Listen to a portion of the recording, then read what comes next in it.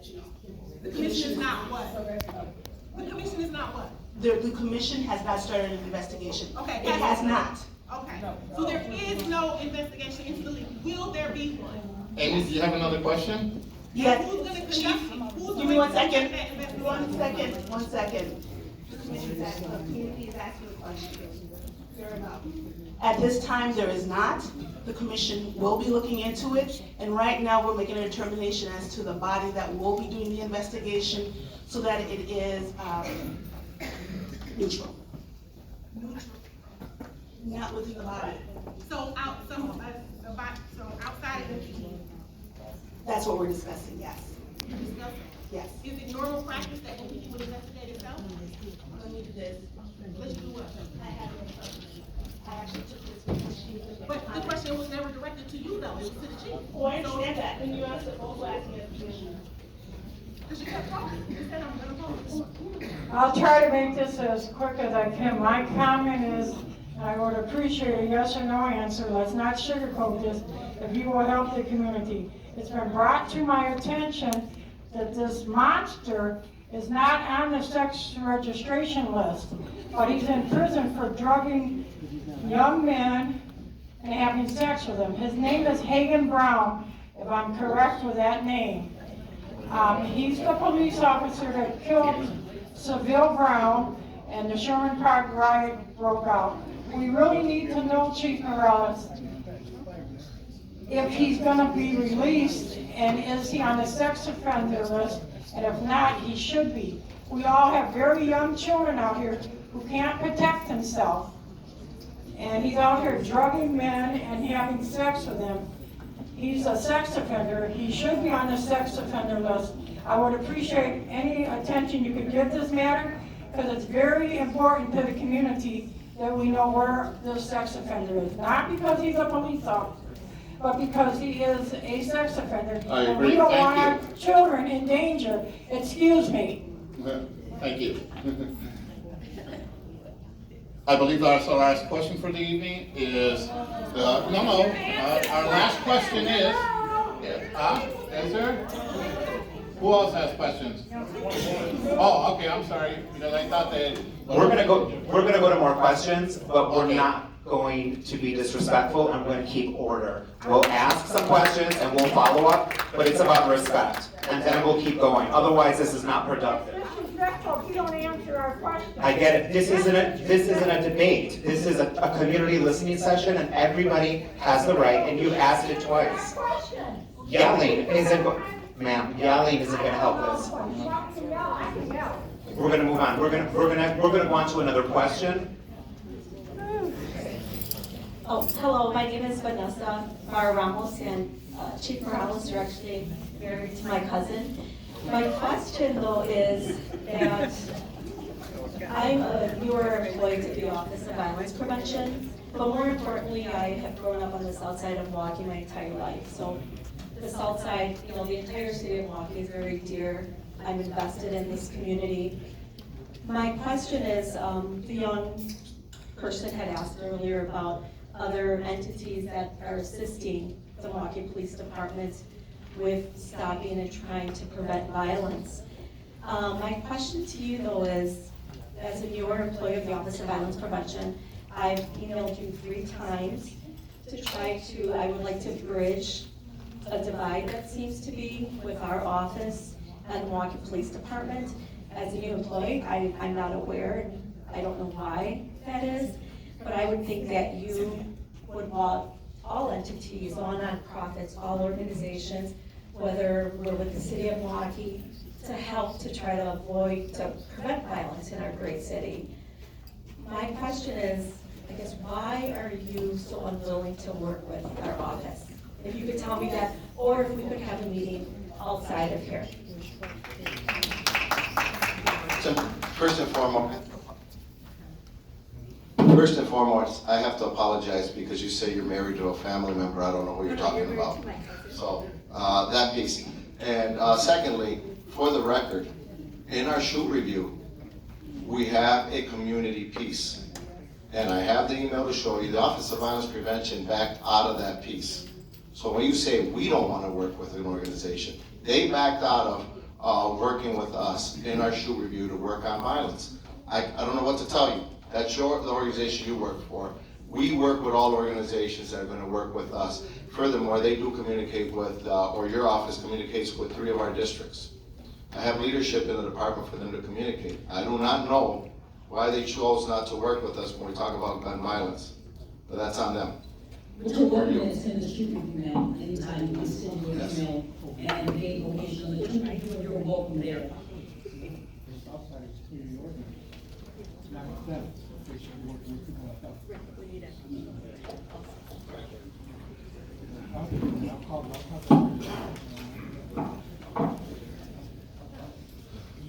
We have the last question in the audience, and I think you have the last question then that you're gonna No, ask. I So will give it back to her. Okay, so we have one, okay, we have one more here, and then that's the end. Okay, thank you. You have my sheet, so I will do it based on what I have written. Please.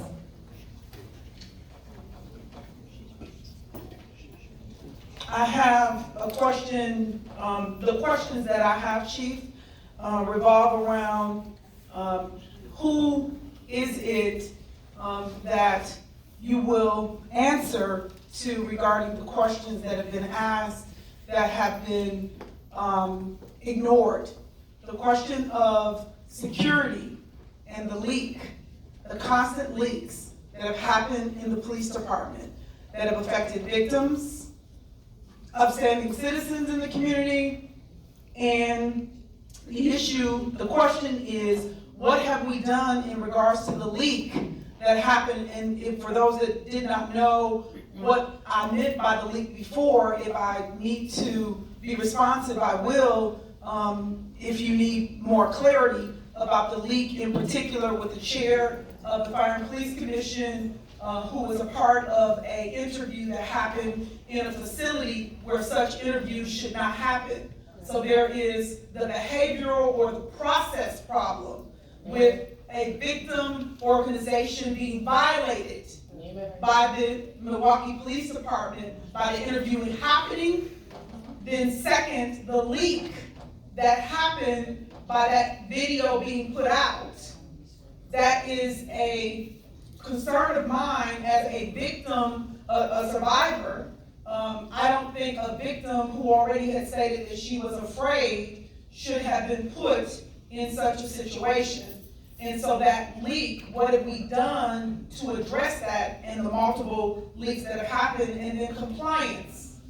The compliance in regards to the ACLU agreement and the compliance in regards to the DOJ agreements or recommendations, are we in compliance? And if not, what is the plan to be in compliance yesterday or, like months after Dontre Hamilton was killed? Those are the 3 main issues that I asked before. There were 4 other questions that I had that last time that did not get answered because we only had 6 questions to get answered at the town hall on the north side because of an unwillingness to answer those questions. And so I would also like to say, what role does the Office of Violence Prevention play with the department, and do you account any of the things that you say are different to the Office of Violence Prevention, and are you willing and supportive of the work that the Office of Violence Prevention does is extremely important. And I'll end with what I started with. Who is it that you will be responsive to? Because you made promises to the community that these meetings will happen before you were given your contract, your renewal contract. And the Fire and Police Commission asked for things to happen that did not get followed through. And at the last meeting, it did not seem that you were receptive to what the people have been asking. And I asked if these things were asked today, and they were, and I was told that there has been evasiveness and a lack of transparency in answering those questions.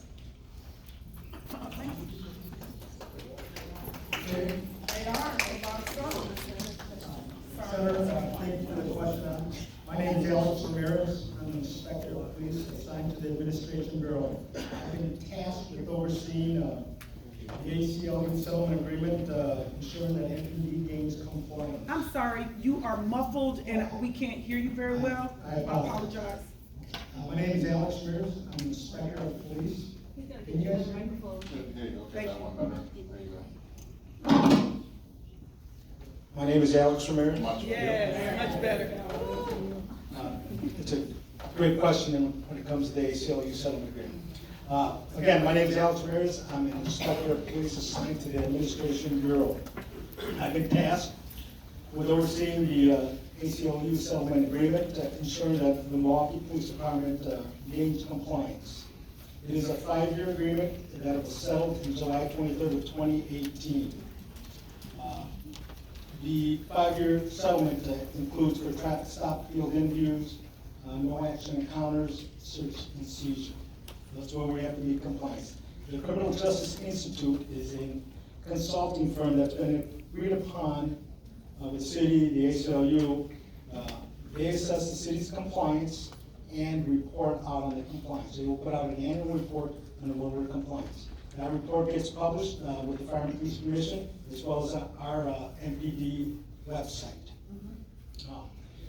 There's a number of deliverables that have to be done within that 5-year period, and we have to meet those deadlines of that. That includes and so improves quarterly data, crime data that we have to submit every quarter. There's a project management document that helps us, guides us through that process. So there are a number of things we have complied with. The training of our, up to 1,700 officers, training for internal affairs as some example, SOP changes that we are in compliance with, withdrawn from a traffic enforcement policy, supplying video footage. There's a number of things that are in process, like data extraction, the manuals that we have to, training manuals that we have to provide, and we have to, we're training where we have to articulate constitutional standards. There are other items that we have to gain compliance in, and that is what process do we submit this reporting. Those are things that we work very closely with the Criminal Justice Institute that help us and guide us to make sure that in the 5 years we are in compliance. We meet with them on telephone every week. Not just meet with them, along with our data people, are meeting with them once a week as well. We have inspection sections that overlooks that, and we message this information out to the Patrol Bureau or responsible for a lot of those initial stops. So compliance is a 5-year period. So for clarity, you're saying that you don't believe that you have to be in compliance until you get to year 5? We have a 5-year time frame to be in compliance, full compliance. Okay. We're working toward full compliance, but the CJI report is out there. It's an independent body, and that report will tell you where we're in compliance and where we're not completely in compliance at. It's a complete independent report, and it's on the FPC's website and on MPD's website. It's open to anybody in the community to review. And so since we don't have it present, does it presently suggest that your actions that you've articulated put you in compliance or in effort of looking like you're in compliance, or does the ACLU and the individuals that did the independent look suggest that we need to do more? I'm asking, as I will print out the report tomorrow and follow up. What I will say to you is, of course, Milwaukee Police Department needs to do more. We always do. However, the report does suggest that we are 100% in compliance in some areas. There are other areas that we're working toward compliance. It took us 6 months to have all of our officers trained. 6 months. But we had to have officers out there on the street to take calls for service. So of course we weren't in compliance immediately because we can't take all the officers off the street to train them. And so the report will show you areas where we're 100% compliant, where we're working toward compliance, and the areas where we must improve. The report is out there for anybody in the community to review. I think that would have been an important report to have today, but thank you for that on the ACLU. DOJ?